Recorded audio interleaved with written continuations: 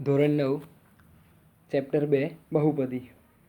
મિત્રો, આપણું જે સંભાવના ચેપ્ટર છે તે આપણું પૂરું થઈ ગયું છે. આજે આપણે એક નવા જ સરસ મજાના ચેપ્ટરની આપણે આજે શરૂઆત કરવા જઈ રહ્યા છીએ અને ચેપ્ટરનું નામ છે બહુપદી.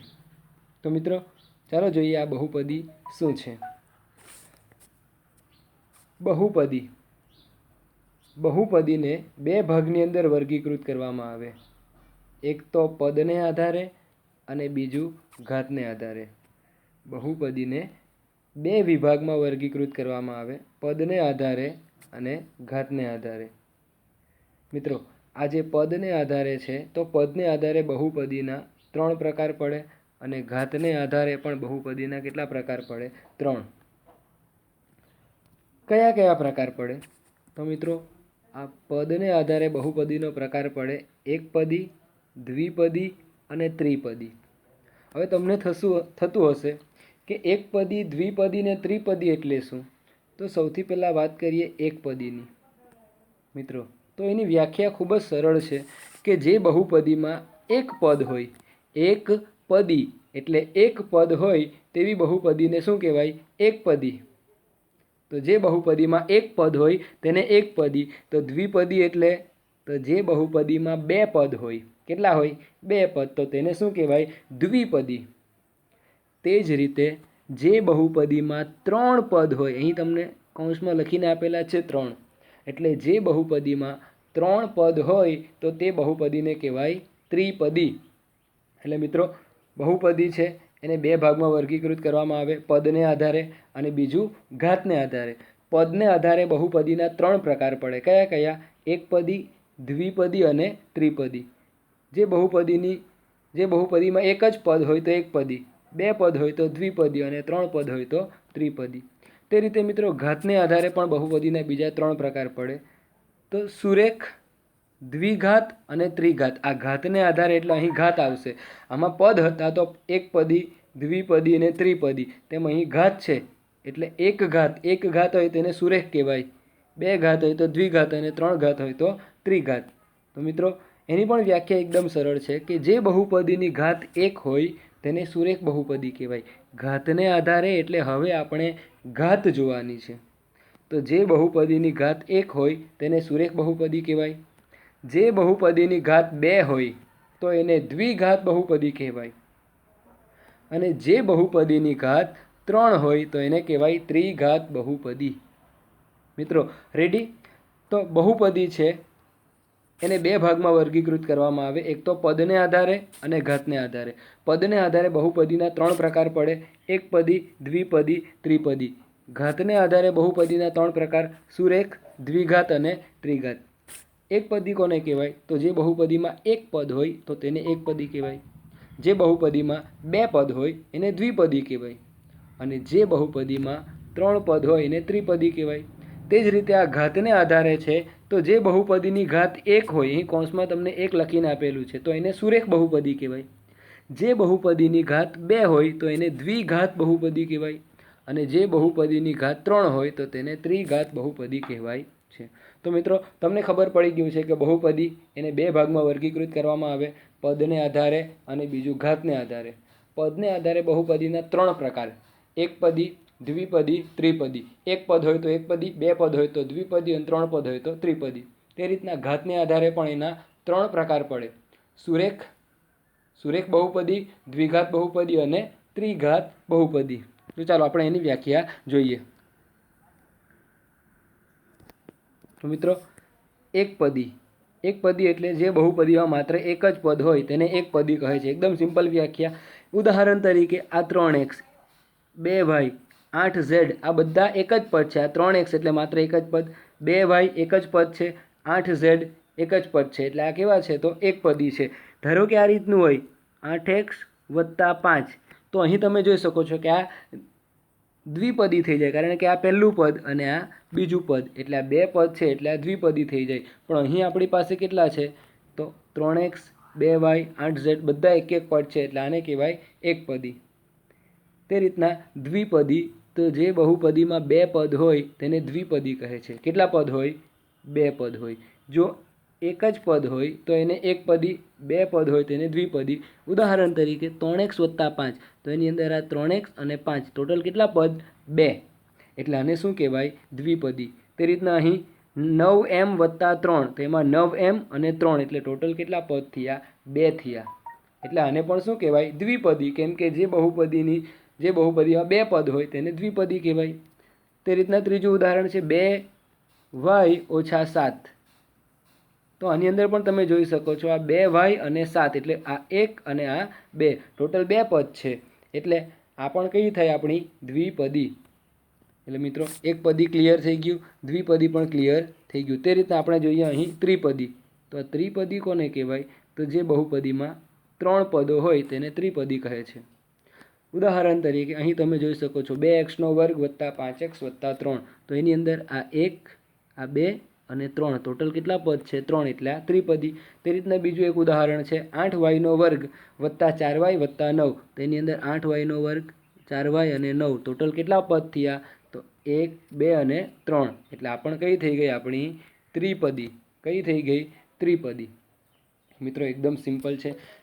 જે બહુપદીમાં 1 પદ હોય તેને એકપદી, 2 પદ હોય તેને દ્વિપદી, 3 પદ હોય તેને ત્રિપદી. એટલે આ પદને આધારે જે 3 પ્રકાર પડે છે તે આપણા અહીં કમ્પ્લીટ થઈ ગયા છે અને તમને ખબર પણ પડી ગઈ છે. હવે આપણે ઘાતને આધારે જે 3 પ્રકાર પડે છે, ઘાતને આધારે કયા પડે? તો સુરેખ, જેની ઘાત 1 હોય તેને સુરેખ કહેવાય. દ્વિઘાત બહુપદી કોને કહેવાય? જેની દ્વિ એટલે કે 2 ઘાત હોય તે. અને ત્રિઘાત એટલે જેની 3 ઘાત હોય તેને ત્રિઘાત બહુપદી કહેવાય. તો આપણે હવે એના વિશે જોઈએ. તો મિત્રો સૌથી પહેલાં આપણે વાત કરીએ સુરેખ બહુપદીની. તો સુરેખ બહુપદી કોને કહેવાય? તો જે બહુપદીની ઘાત કેટલી હોય? 1 હોય. જે બહુપદીની ઘાત 1 હોય તો એને આપણે કહીશું સુરેખ બહુપદી. અને સુરેખ બહુપદીનું વ્યાપક સૂત્ર છે px = ax + b. આ મોઢે કરી નાખવાનું છે. px = ax + b. આ ax + b. આને સુરેખ કેમ કીધું? તો અહીં ચલ કયો છે? તો x. અને xની ઘાત અહીંયા કઈ નથી તો કેટલી સમજવાની? 1. xની ઘાત કઈ નથી તો કેટલી સમજવાની? 1. એટલે આ આપણું વ્યાપક સ્વરૂપ છે સુરેખનું, કે px = ax + b. એમાં ax, xની કોઈ ઘાત નથી આપેલી એટલે કેટલી સમજવાની? 1. એટલે એક ઘાતવાળી બહુપદી છે તેને આપણે શું કહીએ? સુરેખ બહુપદી. મિત્રો આ a અને b શું છે? તો એ અચળ છે. એ શું છે? અચળ. અને x શું છે? તો ચલ છે. તે જ રીતના આપણે હવે વાત કરીએ દ્વિઘાત બહુપદી. તો જે બહુપદીની ઘાત 2 હોય, જે બહુપદીની ઘાત 2 હોય તો તેને દ્વિઘાત બહુપદી કહે છે. દ્વિઘાત બહુપદીનું વ્યાપક સ્વરૂપ છે px = ax² + bx + c. તો અહીં તમે જોઈ શકો છો x². મહત્તમ ઘાત કેટલી છે? xની 2 ઘાત છે. એટલે આને કઈ બહુપદી કહેવાય? દ્વિઘાત બહુપદી. રેડી? તો સુરેખ બહુપદી એટલે એક ઘાત હોય તેને સુરેખ બહુપદી. વ્યાપક સૂત્ર કયું? તો px = ax + b. તે રીતના દ્વિઘાત બહુપદી, તો જે બહુપદીની 2 ઘાત હોય તેને દ્વિઘાત બહુપદી કહેવાય. એનું વ્યાપક સૂત્ર કયું છે? તો px = ax² + bx + c. px = ax² + bx + c. આ દ્વિઘાત બહુપદીનું વ્યાપક સૂત્ર છે. તે રીતના ત્રિઘાત બહુપદી. તો જે બહુપદીની ઘાત 3 હોય, કેટલી હોય? 3. તો તે બહુપદીને શું કહેવાય? ત્રિઘાત બહુપદી. તો ત્રિઘાત બહુપદીનું વ્યાપક સૂત્ર શું થશે? તો px = ax³ + bx² + cx + d. અહીં ઘાત કેટલી છે? 3 છે. મહત્તમ ઘાત, સૌથી વધારે ઘાત કેટલી? 3. એટલે એ આપણી શું થઈ ગઈ? ત્રિઘાત બહુપદી. મિત્રો એક ઘાતવાળી હોય તો એને આપણે કહીએ સુરેખ, 2 ઘાત હોય તો દ્વિઘાત, 3 ઘાત હોય તો ત્રિઘાત. સુરેખનું છે વ્યાપક સૂત્ર કયું? px = ax + b. દ્વિઘાતનું ax² + bx + c. અને ત્રિઘાતનું વ્યાપક સ્વરૂપ કયું? તો ax³ + bx² + cx + d. એટલે મિત્રો જ્યારે પણ આપણને આ રીતના MCQ પૂછાય કે નીચે આપેલ બહુપદી કઈ છે, સુરેખ છે, દ્વિઘાત છે કે ત્રિઘાત છે, તો આપણે સૌથી પહેલાં શું જોવાનું? તો એ બહુપદીની મહત્તમ ઘાત કેટલી છે. જો એની મહત્તમ ઘાત હોય 1 તો એ સુરેખ બહુપદી થાય. જો મહત્તમ ઘાત એટલે સૌથી મોટી ઘાત 2 હોય તો એ કઈ થાય? દ્વિઘાત બહુપદી. અને સૌથી મોટી ઘાત 3 હોય તો એ કઈ થાય? ત્રિઘાત બહુપદી. રેડી મિત્રો? ત્યારબાદ આપણે જોઈએ એક વધારાની છે અચળ બહુપદી. કઈ છે? અચળ બહુપદી. તો જે બહુપદીની ઘાત શૂન્ય હોય મિત્રો, જે બહુપદીની ઘાત શૂન્ય હોય તેને કઈ કહેવાય? અચળ બહુપદી. અને એનું વ્યાપક સ્વરૂપ કયું છે? તો px બરાબર k. એટલે કે કોઈ તમને પૂછે કે આ 5 એ કઈ બહુપદી છે, તો આંખ બંધ કરીને કહી દેવાનું કે 5 એ અચળ બહુપદી છે. કારણ કે 5x ની શૂન્ય ઘાત તો શું થશે? તો 5x ની શૂન્ય ઘાત એટલે 1. આપણને ખબર છે કોઈ પણ વસ્તુની શૂન્ય ઘાત હોય તો જવાબ કેટલો આવે? 1. તો 5 એકુ 5. એટલે આ જે 5 આવ્યો તે 5ને 5x ની શૂન્ય ઘાત તરીકે પણ લખાય. તો આ જે 5x છે તો એની ઘાત કેટલી છે? 0. બરાબર? તો જે બહુપદીની ઘાત 0 હોય તો તેને આપણે કઈ બહુપદી કહીશું? અચળ બહુપદી. ઓકે? એટલે પરીક્ષામાં પૂછે કે ભાઈ આ 3 કઈ બહુપદી છે? સુરેખ છે, દ્વિઘાત છે કે ત્રિઘાત છે? તો કાંઈ ન આવે. શું આવે? અચળ બહુપદી છે. સુરેખ પણ નથી, દ્વિઘાત પણ નથી, ત્રિઘાત પણ નથી. આ 3 કઈ છે? અચળ બહુપદી. 2 કઈ બહુપદી છે? અચળ બહુપદી. 8 કઈ બહુપદી છે? અચળ બહુપદી. 7 કઈ બહુપદી છે? અચળ બહુપદી. ક્લિયર થઈ ગયું? ઓકે, હવે આગળ વધીએ. મિત્રો વાત કરીએ ચલની હવે. શેની? ચલ. તો ચલ કોને કહેવાય? તો અહીં વ્યાખ્યા આપેલી છે કે જે ભિન્ન કિંમતો ધારણ કરી શકે. જે ભિન્ન કિંમતો ધારણ કરી શકે એટલે કે જે અલગ અલગ કિંમતો ધારણ કરી શકે તેવી સંજ્ઞાને ચલ કહે છે. જે ભિન્ન કિંમતો ધારણ કરી શકે તેવી સંજ્ઞાને શું કહેવાય? ચલ કહે છે. અને ચલને સામાન્ય રીતે એક્સ વાય ઝેડ એટલે એથી લઈને ઝેડ સુધી, એથી લઈને ઝેડ સુધી કોઈ પણ એબીસીડી વડે આપણે ચલને દર્શાવી શકીએ. એટલે જ્યારે જ્યારે હવે તમારી બહુપદીની અંદર આવશે એ બી સી, એથી લઈને ઝેડમાંથી કોઈ પણ આલ્ફાબેટ આવે, કોઈ પણ એબીસીડી આવે તો તેને શું સમજવાનું કે એ તમારું શું છે? તો ચલ છે. શું છે? ચલ. એટલે એથી લઈને ઝેડ સુધીનો કોઈ પણ આલ્ફાબેટ તમારો શું થશે? હવે ચલ થશે. એટલે ચલ કોને કહેવાય? તો જે ભિન્ન કિંમતો ધારણ કરી શકે તેવી સંજ્ઞાને ચલ કહે છે. ચલને સામાન્ય રીતે એક્સ વાય ઝેડ એટલે કે એથી લઈને ઝેડ સુધીની કોઈ પણ એબીસીડી વડે એને દર્શાવાય છે. ત્યારબાદ મિત્રો પરીક્ષાની અંદર તમને પૂછાય 1 માર્કની અંદર કે નીચે આપેલ બહુપદીની ઘાત જણાવો. શું પૂછાય? નીચે આપેલ બહુપદીની ઘાત જણાવો. તો એને કઈ રીતે તમારે સોલ્વ કરવાની? તો અહીં બહુપદીની ઘાત કોને કહેવાય? તો બહુપદીની ચલના મહત્તમ ઘાતાંકને, બહુપદીની ચલના મહત્તમ એટલે સૌથી મોટા, મહત્તમ એટલે સૌથી મોટા. તો સૌથી મોટો જે ઘાતાંક હોય તે તમારી બહુપદીની શું થાય? ઘાત થાય. ફોર એક્ઝામ્પલ તમને એક ઉદાહરણ આપું કે ભાઈ અહીંયા આપણને આપ્યું છે કે 8x² વત્તા 5x વત્તા 3 આ બહુપદીની ઘાત જણાવો. તો મિત્રો સૌથી પહેલાં શું જોવાનું? તમારે ચલ જોવાના. હવે ચલ કોને કહેવાય? તો આપણે શીખી ગયા કે એથી લઈને ઝેડમાંથી કોઈ પણ આલ્ફાબેટ આપેલો હોય તેને ચલ કહેવાય. કેમ કે તમારે બહુપદીના ચલ, આ જે ચલ છે એની મહત્તમ ઘાતાંકને જોવાની છે. તો અહીં ચલ કેટલો છે? આ એક્સ, અહીં એક ચલ છે ને બીજો ચલ અહીં એક્સ છે. તો આ એક્સ ઉપર કઈ ઘાતની મળે? તો કેટલી સમજવાની? 1. અને અહીં એક્સની કેટલી ઘાત છે? 2. તો મહત્તમ કેટલી થઈ? 1 મોટી કહેવાય કે 2 મોટી કહેવાય? 1 મોટી કહેવાય કે 2? 2 કહેવાય. કેટલી કહેવાય? 2. એટલે બહુપદીની ઘાત કેટલી થશે તમારી? 2 થશે. કેટલી થશે? 2. તે રીતના બીજું એક તમને ઉદાહરણ આપું મિત્રો. 2x3 વત્તા 5x4 વત્તા 10 આ છે. તો આની અંદર તમે જુઓ પહેલાં ચલ કેટલા છે? તો આ એક તો x એ ચલ છે ને અહીં બીજો પણ x છે તે આપણો ચલ થાય. હવે ચલની ઘાતાંક જુઓ. અહીંયા કેટલા છે? 3. અને અહીં કેટલા છે? તો 4 છે. હવે આ 3 મોટા કહેવાય કે 4 મોટા કહેવાય? 4 મોટા કહેવાય ને. તો પછી આ બહુપદીની ઘાતાંક કેટલી થાય? 4. બહુપદીની ઘાતાંક કેટલી થાય? 4. તો એની ઘાત પણ કેટલી થવાની? 4. જો ઘાતાંક 4 હોય તો ઘાત પણ કેટલી થાય એની? 4. રેડી? તો સૌથી પહેલાં શું જોવાનું? ચલ જોવાના. પછી બધાની ઘાત જોઈને નક્કી કરવાનું કે આમાંથી કઈ મોટી છે? અહીં 4 મોટી છે એટલે આપણી ઘાત કેટલી થશે? બહુપદીની 4 થશે. ઓકે? ચલ જોવાના અને ત્યારબાદ મહત્તમ ઘાતાંકને આપણે જોવાના છે. તો મિત્રો અત્યાર સુધી આપણે જે ભણી ગયા એકવાર ફરી પાછી આપણે નજર મારી લઈએ, યાદ કરી લઈએ. બહુપદી બે ભાગમાં એને વિભાજિત કરી શકાય, પદને આધારે અને ઘાતને આધારે. પદને આધારે એના 3 પ્રકાર પડે: સુરેખ બહુપદી, દ્વિઘાત બહુપદી અને ત્રિઘાત બહુપદી. મિત્રો ખબર પડે? સુરેખ, દ્વિઘાત અને ત્રિઘાત. તે જ રીતના ઘાતને આધારે પદને આધારે એકપદી, દ્વિપદી, ત્રિપદી અને ઘાતને આધારે સુરેખ, દ્વિઘાત અને ત્રિઘાત. હવે એકપદી કોને કહેવાય? એક જ પદ હોય તો એકપદી, બે પદ હોય તો દ્વિપદી, 3 પદ હોય તો ત્રિપદી.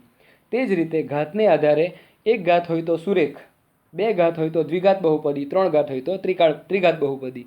જો બહુપદીની ઘાત શૂન્ય હોય તો આપણને ખબર છે કે કઈ બહુપદી થાય? અચળ બહુપદી. ભૂલતા નહીં.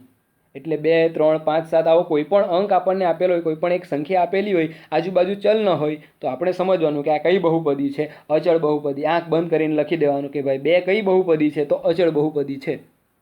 તે જ રીતે ચલ કોને કહેવાય? તો જે ભિન્ન કિંમતો ધારણ કરી શકે તેવી સંજ્ઞાને ચલ કહેવાય. ચલ કયા વડે દર્શાવાય? તો એ થી લઈને ઝેડ સુધીની કોઈ પણ ABCD, કોઈ પણ આલ્ફાબેટ વડે આપણે ચલને દર્શાવી શકીએ.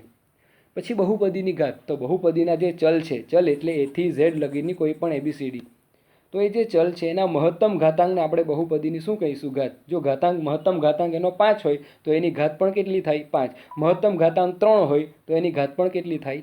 3. રેડી મિત્રો? તો હવે આપણે આગળ વધીએ. તો દાખલા પર આવીએ. તો ટાઈપ 1 છે દાખલાની આપણી પહેલી ટાઈપનો દાખલો. તો અહીં તમે જોઈ શકો છો ટાઈપ 1, અને તે તમને પૂછાય ઘાત આધારિત, કે નીચે આપેલ બહુપદીઓની ઘાત જણાવો. તો આપણે અહીં શીખી ગયા કે બહુપદીની ચલના મહત્તમ ઘાતાંકને બહુપદીની ઘાત કહે છે. એટલે આપણે શું શોધવાનું છે? સૌથી પહેલાં તો ચલ શોધવાનો. એ ચલની અંદર નક્કી કરવાનું કે કોની ઘાત વધારે છે. જેની ઘાત વધારે હોય તો તે આપણી ઘાત થશે. તો મિત્રો શરૂઆત કરીએ આપણે. ટાઈપ 1 શું કીધું છે અહીં? ઉદાહરણ 1 પાઠ્યપુસ્તકનું, કે નીચે આપેલ બહુપદીની ઘાત જણાવો. નીચે આપેલ બહુપદીઓની ઘાત જણાવો. તો અહીં તમે જોઈ શકો છો કે આપણને બહુપદી પહેલી કઈ આપી છે? x ની 5 ઘાત વત્તા x ની 5 ઘાત ઓછા x ની 4 ઘાત વત્તા 3. હવે ચલ કયો છે અહીં? તો આ x અને આ બીજો x દેખાય છે. હવે અહીંયા 5 ઘાત છે અને અહીંયા 4 ઘાત છે. કોણ મોટી થઈ? 4 મોટી કે 5 મોટી? 5 મોટી થઈ ને. તો આ બહુપદીની ઘાત કેટલી થવાની તમારી? 5. કેટલી થવાની? 5. પણ અહીંયા ખાલી જગ્યા છોડેલી છે, એની અંદર તમારે પૂરેપૂરો જવાબ લખવાનો છે. અને કઈ રીતના લખવાનો છે? તો આ ખાલી જગ્યાની અંદર લખવાનું છે કે આ બહુપદીની મહત્તમ ઘાતાંક 5 છે. શું લખવાનું?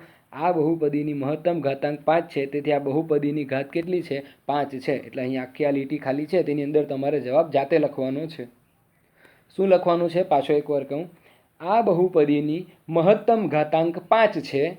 તેથી આ બહુપદીની ઘાત 5 છે. તે રીતના આપણને બીજી આપી છે. તો 2 ઓછા વાયનો વર્ગ ઓછા વાયનો ઘન વત્તા 2 વાયની 8 ઘાત. તો મિત્રો ચલ કયો કયો છે?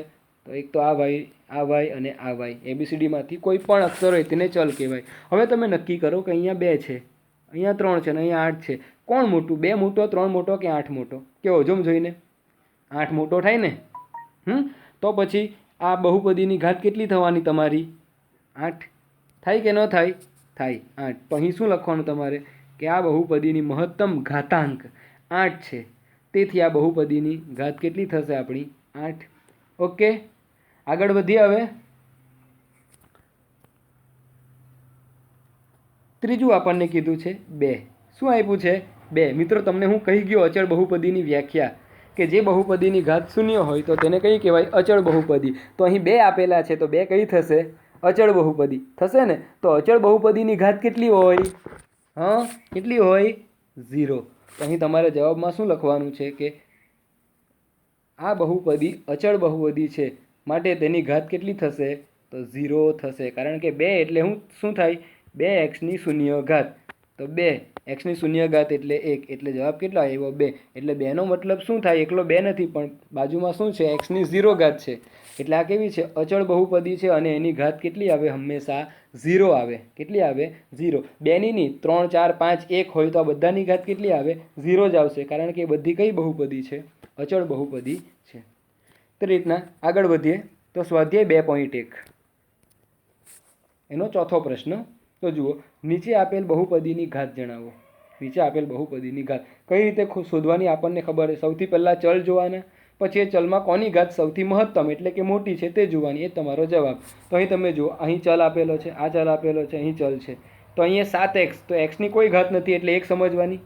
અહીંયા 2 છે અને અહીંયા 3 છે. કોણ મોટી છે કહો જો? કોની ઘાત મોટી છે? તો અહીં તમે જોઈ શકો છો કે અહીં 3 ઘાત છે તે મોટી છે. તો લખવાનું કે અહીં બહુપદીની મહત્તમ ઘાતાંક 3 છે, માટે બહુપદીની ઘાત કેટલી છે? 3 છે. લખાઈ ગયો જવાબ, જાતે લખવાનો છે. ત્યારબાદ બીજો પ્રશ્ન છે 4 ઓછા વાયનો વર્ગ. તો એની અંદર આ વાય છે તે ચલ છે અને એની ઘાત કેટલી છે? 2. તો શું લખી દેવાનું કે અહીં બહુપદીનો મહત્તમ ઘાતાંક 2 છે, માટે બહુપદીની ઘાત કેટલી છે? 2. સિમ્પલ. તે જ રીતે અહીં તમે જોઈ શકો છો 5t ઓછા વર્ગમૂળમાં 7. તો 5t એટલે આ t આવ્યો ને એબીસીડીમાંનો, આ વર્ગમૂળ 7 કોઈ દાડે એબીસીડીમાં આવે ના આવે, એટલે કોણ આવે? તો t. આ t ચલ થયો. તો tની કેટલી ઘાત છે? અહીં કોઈ ન આપેલી હોય તો કેટલી સમજવાની? 1. કંઈ આપેલું ન હોય તો કેટલી સમજવાની તમારે? tની ઘાત 1. તો અહીં લખવાનું કે આ બહુપદીનો મહત્તમ ઘાતાંક 1 છે, માટે બહુપદીની ઘાત 1 છે. ડાયરેક્ટ જવાબ તમારે જાતે લખવાનો છે. મિત્રો જો પાછું આવ્યું 3. હવે તમે જ કહો જવાબ કેટલો આવશે આનો? તો આ બહુપદીની મહત્તમ ઘાતાંક કેટલી છે? 0, માટે બહુપદીની ઘાત કેટલી થશે? 0, કારણ કે આ તો કેવી છે? અચળ બહુપદી છે. ત્યારબાદ મિત્રો આગળ વધીએ તો ટાઈપ 2 આવે છે. શું આવે છે? ટાઈપ 2. તો આપણે ભણી ગયા કે બહુપદીને 2 ભાગમાં વર્ગીકૃત કરવામાં આવે, પદને આધારે અને ઘાતને આધારે. પદને આધારે 3 પ્રકાર પડે, એકપદી, દ્વિપદી, ત્રિપદી. અને ઘાતને આધારે પણ કેટલા પડે? 3. કયા કયા? તો 1 ઘાતવાળું હોય તો સુરેખ, 2 ઘાત હોય તો દ્વિઘાત અને 3 ઘાત હોય તો ત્રિઘાત. તો મિત્રો એ તમને ઓળખતા આવડે ને? સુરેખ, દ્વિઘાત, ત્રિઘાત. 1 ઘાત હોય તો સુરેખ, 2 ઘાત હોય તો દ્વિઘાત અને 3 ઘાત હોય તો ત્રિઘાત. ઓકે. તો આપણે આ ટાઈપ 2 જોવાના છે દાખલાની, કે જેની અંદર આપણને શું કીધું છે? તો અહીં આપણને કીધું છે સ્વાધ્યાય 2.1નો 5મો દાખલો કે નીચે આપેલ બહુપદીઓને સુરેખ, દ્વિઘાત અને ત્રિઘાત બહુપદીમાં વર્ગીકૃત કરો. સુરેખ જેની ઘાત 1 હોય, દ્વિઘાત જેની ઘાત 2 હોય અને ત્રિઘાત એટલે જેની ઘાત કેટલી હોય? 3. એને શું કહેવાય? ત્રિઘાત બહુપદી. તો અહીં આપણે ઓળખીએ. તો ચાલો શરૂઆત કરીએ. જવાબ તમારે જ આપવાનો છે. અહીં તમે જુઓ પહેલો દાખલો છે x² + 2. તો અહીં મહત્તમ ઘાત કેટલી છે? 2. અને 2 ઘાતવાળી હોય તેને કઈ કહેવાય? દ્વિઘાત.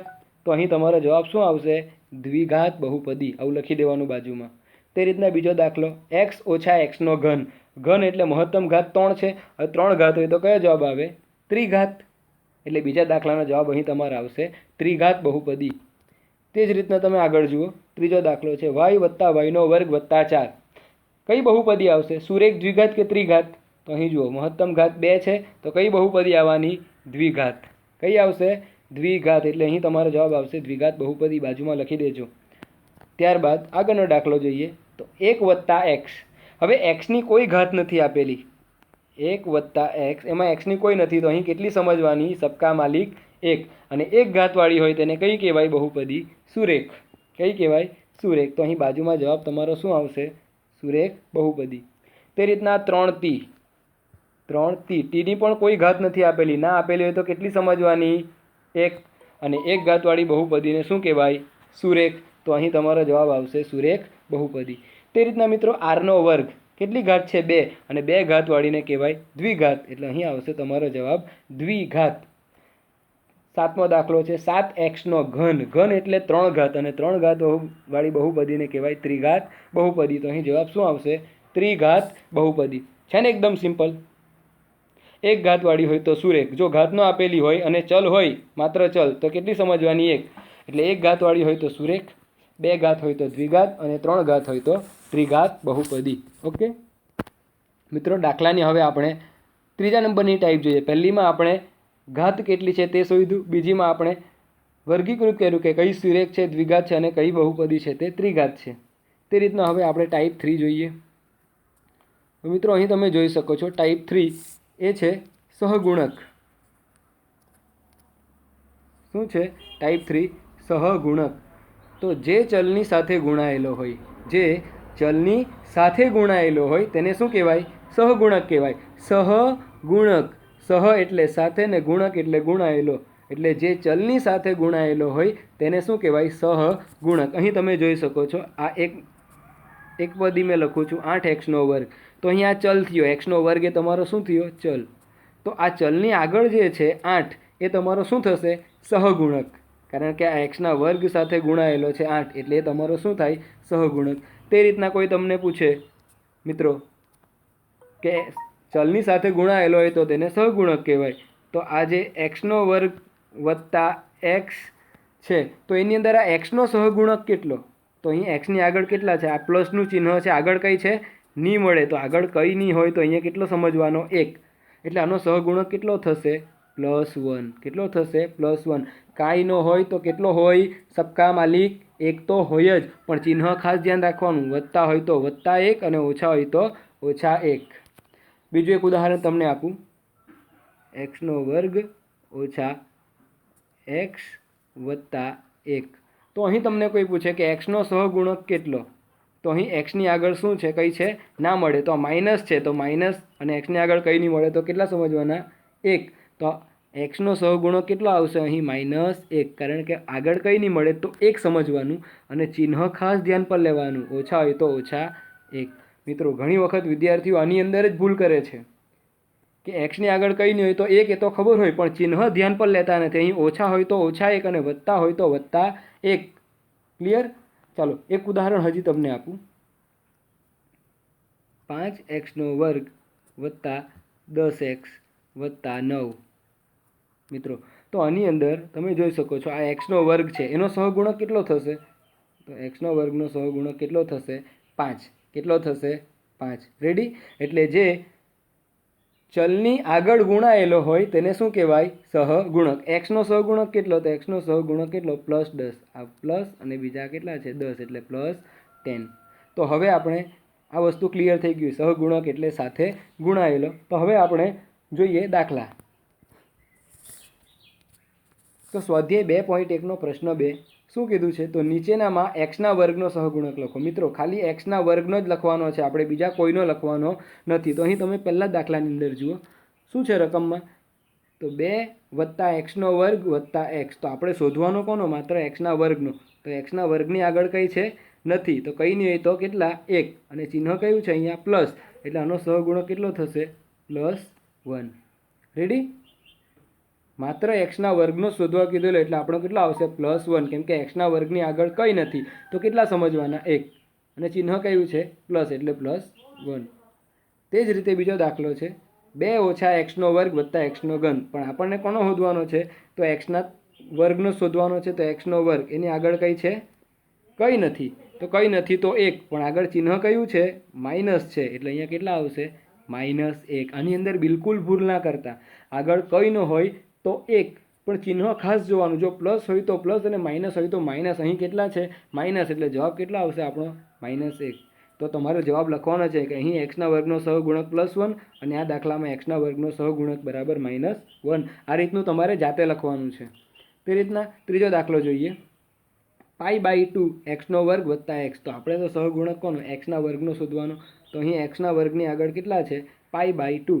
તો અહીં એક્સના વર્ગનો સહગુણક બરાબર શું આવશે? π/2. કેટલો આવશે જવાબ? π/2. તે રીતના આપણે છેલ્લો દાખલો જોઈએ. તો વર્ગમૂળમાં 2x ઓછા 1 છે. તો અહીં આપણે કીધું છે કે એક્સના વર્ગનો સહગુણક શોધો. તો આની અંદર એક્સના વર્ગવાળું પદ દેખાય છે તમને? ના દેખાય ને? છે અહીં? નહીં મળે. તો અહીં એક્સના વર્ગનો સહગુણક કેટલો થશે? એક્સના વર્ગનો સહગુણક બરાબર 0. કેમ? તો અહીં એક્સના વર્ગવાળું પદ જ આપેલું નથી. તો એનો સહગુણક ક્યાંથી મળે? ના જ મળે. એટલે કેટલો થાય? 0. કેટલો થાય? 0. ઓકે? તો તમને એ પણ ક્લિયર થઈ ગયો હશે સહગુણક એટલે શું. સૌથી પહેલાં આપણે જોયું ઘાત. મહત્તમ ઘાત જોવાની તે આપણી ઘાત થાય. તેની પછી સુરેખ, દ્વિઘાત કે ત્રિઘાત છે તેમાં વર્ગીકરણ કરવાનું તે પણ આવડે. 1 ઘાત હોય તો સુરેખ, 2 હોય તો દ્વિઘાત, 3 હોય તો ત્રિઘાત. તે રીતના એક્સના વર્ગનો સહગુણક. સહગુણક એટલે જે સાથે ગુણાયેલો હોય તે. પણ કોની સાથે? તો ચલની સાથે. ચલ એટલે એથી લઈને ઝેડ સુધીની ABCDમાંથી કોઈ પણ હોઈ શકે. રેડી મિત્રો? તો આપણી ટાઈપ 3 હતી. ટાઈપ 4 ખૂબ જ મજાની છે, તમે જોઈ શકો છો અહીં. મિત્રો, અહીં આપણને શું કીધું? સ્વાધ્યાય 2.1 ત્રીજો દાખલો. 35 ઘાતાંકવાળી દ્વિપદી. 35 ઘાતાંકવાળી દ્વિપદીનું કોઈ પણ એક ઉદાહરણ અને 100 ઘાતાંકવાળી એક પદીનું કોઈ પણ એક ઉદાહરણ લખો. મિત્રો, 35 ઘાતાંકવાળી દ્વિપદી. કેટલી ઘાતાંકવાળી? 35 ઘાતાંકવાળી. દ્વિ એટલે કેટલા પદ હોવું જોઈએ? 2. એવી આપણે કોઈ પણ એક ઉદાહરણ આપવાનું. તમે અહીં લખી શકો ભાઈ, એક્સની 35 ઘાત વત્તા 1. એક્સની 35 ઘાત વત્તા 1 અથવા એક્સની 35 ઘાત વત્તા 2. 3y ની 35 ઘાત વત્તા 8, 8z ની 35 ઘાત વત્તા 14, વર્ગમૂળમાં 3x ની 35 ઘાત ઓછા 12. ટોટલ કેટલા પદ થવું જોઈએ? તો આ 1 અને 2, એમાં ઘાત કેટલી હોવું જોઈએ? 35. બાજુમાં તમે કંઈ પણ લખો તો ચાલી જાય. ટોટલ પદ કેટલા? 2 અને ઘાત કેટલી એની? તો 35. તે રીતના સ્વઘાતાંકવાળી બહુપદી એક પદીનું ઉદાહરણ. સ્વઘાતાંક હોય તેવી કેટલી? તો એક પદી, એટલે ખાલી એક જ પદ હોવા જોઈએ. તો અહીં x ની 100 ઘાત, 5x ની 100 ઘાત, y ની 100 ઘાત, 10z ની 100 ઘાત, w ની 100 ઘાત, p ની 100 ઘાત, q ની 100 ઘાત, તમે ગમે એટલા ઉદાહરણ લખી શકો. તો આ એકદમ સિમ્પલ છે. 35 ઘાતાંકવાળી દ્વિપદી, તો આવા ઉદાહરણ તમે ગમે તેટલા બનાવી શકો. સ્વઘાતાંકવાળી એક પદી, તો એક જ પદ હોય તેવા આવા પણ તમે હજારો ઉદાહરણ બનાવી શકો. બરાબર મિત્રો? તો આ પણ તમને આવડી જાય તેવું જ છે. ટાઈપ 4 આપણે અહીં પૂરી થઈ. આગળ વધીએ. ટાઈપ 5 મિત્રો, ટાઈપ 5 આ ખૂબ જ મજેદાર છે. જોજો, ટાઈપ જે 5 છે તે. તો એક ચલવાળી બહુપદી થવા માટેની શરતો. મિત્રો, પરીક્ષામાં તમને પૂછાય કે નીચે આપેલી જે બહુપદી છે તે એક ચલવાળી બહુપદી છે કે નહીં તે ચકાસો. અને જો એ બહુપદી છે તો તમારું કારણ આપો, અને એક ચલવાળી બહુપદી નથી તો તેને પણ કારણ આપવાનું છે તમારે. તો અહીં આપણે મેં લખેલું છે કે એક ચલવાળી બહુપદી થવા માટેની શરતો. એટલે બહુપદી ક્યારે એક ચલવાળી થાય? તો જો એના ચલ સરખા હોય. મિત્રો, બહુપદીના શું સરખા હોવા જોઈએ? ચલ. એટલે ચલ સરખા હોય તો એ એક ચલવાળી બહુપદી કહેવાય. અને બીજી વસ્તુ ચેક કરવાની કે ચલની જે ઘાત છે તે પૂર્ણ સંખ્યા હોવી જોઈએ. કઈ સંખ્યા? પૂર્ણ. પૂર્ણાંક પણ નથી, પૂર્ણ. પૂર્ણ સંખ્યા એટલે આપણને ખબર છે હોલ નંબર. w બરાબર 0, 1, 2, 3, 4, 5, 6. ઋણ સંખ્યા પણ ન ચાલે, અને પૂર્ણાંકવાળી પોઈન્ટવાળી સંખ્યા પણ ચાલે નહીં. કારણ કે ચલની ઘાત કેવી? તો પૂર્ણ સંખ્યા. પૂર્ણ સંખ્યા એટલે અહીં તમે જોઈ શકો છો 0થી ચાલુ થવાવાળી. એટલે એક ચલવાળી બહુપદી થવા માટેની શરત કઈ? તો સૌથી પહેલું ચલ સરખા હોવા જોઈએ. ચલ એટલે તમને ખબર, એથી લઈને z સુધીનો કોઈ પણ આલ્ફાબેટ હોય એ બધા સરખા હોવા જોઈએ. આખી બહુપદી છે તો આખી બહુપદીમાં ધારો કે x છે ચલ, તો બધામાં x જ હોવું જોઈએ. એટલે ચલ સરખા હોવા જોઈએ. અને બીજું, ચલની જે ઘાત છે, દરેકે દરેક ચલની ઘાત, એક જ નહીં, બધા જ ચલની ઘાત કેવી હોવી જોઈએ? પૂર્ણ સંખ્યા. પૂર્ણ સંખ્યા એટલે 0, 1, 2, 3, 4, આમાંની જ કોઈ ઘાત હોવી જોઈએ. તો એક એવી બહુપદી કહેવાય, એક ચલવાળી બહુપદી કહેવાય. તો અહીં આપણે જોઈએ દાખલા. 2 શરત ધ્યાન પર રાખવાની છે. પહેલી કઈ? ચલ સરખા હોવા જોઈએ. અને બીજું, ચલની ઘાત છે તે પૂર્ણ સંખ્યા હોવી જોઈએ. હવે ચલની ઘાત એટલે એક નહીં, જેટલા ચલ આપેલા એ બધા ચલની ઘાત. રેડી? તો ચાલો આપણે આગળ વધીએ દાખલા ઉપર. તો અહીં આપણને શું કીધું છે? સ્વાધ્યાય 12.1નો પહેલો પ્રશ્ન કે નીચે આપેલ અભિવ્યક્તિઓ પૈકી કઈ બહુપદી એક ચલવાળી છે અને કઈ બહુપદી એક ચલવાળી નથી? તમારા જવાબ માટે કારણો આપો. હવે એક ચલવાળી છે કે નથી તેના માટે આપણે 2 શરતો અહીં નક્કી કરી છે. કેટલી? 2. કઈ કઈ? તો ચલ સરખા હોવા જોઈએ અને ચલની ઘાત પૂર્ણ સંખ્યા હોવી જોઈએ. તો આપણે પહેલો દાખલો અહીં જોઈએ. તો પહેલો દાખલો છે 4x² ઓછા 3x વત્તા 7. તો અહીં ચલ કેટલા છે? તો આ x² અને બીજો કયો છે? x. હવે ચલ તો સરખા છે, x, x. ચલ સરખા થઈ ગયા એટલે પહેલી શરતનું પાલન થઈ ગયું. હવે ઘાત જોવાની. તો અહીં કેટલી છે? 2. અને અહીંયા કંઈ નહીં મળે તો કેટલી સમજવાની? 1. તો 1 અને 2 બંને પૂર્ણ સંખ્યા છે કે નહીં મળે? આમાં જોઈને કેવો છે કે નહીં મળે? છે મિત્રો. એટલે અહીં બંને શરતનું પાલન થાય છે. તો આ બહુપદી છે તે એક ચલવાળી છે કે નથી? છે. કારણ અહીં x, x ચલ છે. x અને x એટલે ચલ પણ સરખા છે અને બંનેની ઘાત છે તે પણ કેવી છે? તો પૂર્ણ સંખ્યા છે. એટલે બંને શરતનું પાલન થાય એટલે આ કઈ છે? તો એક ચલવાળી બહુપદી છે. તો અહીં તમારે લખવાનું કે આ બહુપદી એક ચલવાળી છે. કારણ કે એમ તને કારણ આપો કીધું ને, તો કારણ કે અહીં બહુપદીના ચલ પણ સરખા છે અને તેની જે ઘાત છે તે પણ પૂર્ણ સંખ્યા છે. આટલું લખવાનું કે આ બહુપદી કેવી છે? તો એક ચલવાળી બહુપદી છે. કારણ કે શું લખવાનું? તો તેના ચલ પણ સરખા છે અને તેની ઘાતાંક છે તે પણ કેવી છે? તો પૂર્ણ સંખ્યા છે. મિત્રો, એટલે આ 2 શરતનું પાલન થાય તો એ એક ચલવાળી છે, અને જો પાલન ન થાય તો એક ચલવાળી બહુપદી નથી. ઓકે, બીજો દાખલો જોઈએ. 3 વર્ગમૂળમાં t વત્તા t વર્ગમૂળમાં 2. મિત્રો, અહીં તમે જોઈ શકો છો આ ચલ છે t અને અહીંયા પણ કયો છે? t. બરાબર? એટલે ચલ તો સરખા જ છે, કંઈ વાંધો નહીં. એટલે ચલ સરખા થઈ ગયા એટલે પહેલી શરતનું પાલન થાય છે. પણ અહીંયા વર્ગમૂળમાં t છે, તમે જોઈ શકો છો આ વર્ગમૂળમાં t. હવે વર્ગમૂળને કાઢીએ તો tની કેટલી ઘાત થવાની? 1/2. જો ઘનમૂળ હોય તો tની 1/3. મિત્રો તો અહીંયા ટીની ઘાત કેટલી છે તો 1 અને અહીંયા કેટલી છે તો 1/2. તો 1/2 એ પૂર્ણ સંખ્યા છે ખરી? 1/2 એટલે તો 0.5 થાય, 0.5 થાય. એટલે આ પોઈન્ટવાળી સંખ્યા આવી ને, દશાંશ સંખ્યા, આપણે તો કઈ જોઈએ? પૂર્ણ સંખ્યા જોઈએ. પણ અહીંયા વર્ગમૂળ ટી છે, વર્ગમૂળ કાઢીએ તો ટીની 1/2 લખાય. એટલે આ જે 1/2 છે એ પૂર્ણ સંખ્યા નથી. એટલે કે અહીં બીજી શરતનું પાલન થતું નથી. તો શું આ એક ચલવાળી બહુપદી છે કે નહીં મળે? તો નથી. તો અહીં તમારે લખી દેવાનું કે આ બહુપદી એક ચલવાળી બહુપદી નથી. કારણ કે અહીં ચલ તો સરખા છે, પરંતુ બહુપદીની જે ઘાત છે એ પૂર્ણ સંખ્યા નથી. રેડી? ત્યાર પછી આપણે ત્રીજો દાખલો જોઈએ. તો અહીં જોઈ શકો છો વાયનો વર્ગ વત્તા વર્ગમૂળમાં 2. તો અહીં ચલ કેટલો છે? ખાલી વાય છે. આ બે હાથે આપણે કોઈ લેવા દેવા નથી. આપણે તો કોની હાથે લેવા દેવા છે? ચલ સાથે અને ચલની ઘાત સાથે. તો અહીં ચલ વાયનો વર્ગ છે એટલે ચલ એક જ છે, એટલે ચલ સરખા છે. ઘાત છે તે પૂર્ણ સંખ્યા છે કે નહીં મળે? તો અહીં 2 છે અને 2 કેવી છે? તો એ પૂર્ણ સંખ્યા છે. એટલે આ શરતનું પાલન થાય છે. તો અહીં તમારે જવાબની અંદર શું લખી દેવાનું? બોલો, શું લખશો? તો અહીં તમારે લખવાનું કે આ બહુપદી એક ચલવાળી બહુપદી છે. કારણ કે અહીં ચલ સરખા છે અને બહુપદીની ઘાત છે તે પૂર્ણ સંખ્યા છે. Okay, ready? ચાલો આગળ વધીએ. હવે ચોથો દાખલો, વાય વત્તા 2/y. મિત્રો હવે આને થોડું સિમ્પ્લિફાઈ કરીએ તો વાય વત્તા 2/y બરાબર આ વાય વત્તા 2/y. એટલે છેદમાં છે એટલે વાયની એક ઘાત છે, એને ઉપર લઈ આવીએ તો 2 વાયની કેટલી ઘાત થાય? -1 ઘાત થાય. છેદમાંથી એ વાયને ઉપર લાવીએ તો છેદમાં વાયની એક ઘાત છે. મિત્રો આ વાય વત્તા 2/y, 2/y. હવે વાય વત્તા આ 2 છે તો એમને એમ જ રહેશે, પણ આ વાયની એક ઘાત છે છેદમાં, એને તમે ઉપર લઈ જાઓ તો વાયની કેટલી ઘાત થશે? -1. આ ઘાતાંકનો નિયમ છે, આપણને ખબર જ છે. હવે આ જે -1 આવ્યો આની ઘાત, તો એ -1 એ પૂર્ણ સંખ્યા છે. ચલ તો સરખા છે વાય અને વાય, એટલે પહેલી શરતનું પાલન થાય. પણ હવે વાયની કેટલી, આને થોડું સિમ્પ્લિફાઈ કર્યું તો વાયની કેટલી ઘાત આવી? -1. મિત્રો અને -1 એ પૂર્ણ સંખ્યા છે ખરી? નથી. એટલે અહીંયા બીજી શરતનું પાલન થતું નથી. ક્લિયર થાય છે ને? તો તમારે શું લખવાનું છે? તો આ એક ચલવાળી બહુપદી નથી. કારણ કે અહીં ચલ સરખા છે પરંતુ ચલની ઘાત છે તે પૂર્ણ સંખ્યા નથી. ઓકે, આગળ વધી જઈએ. અહીં તમે જુઓ મિત્રો, ચલ જુઓ x, y અને t.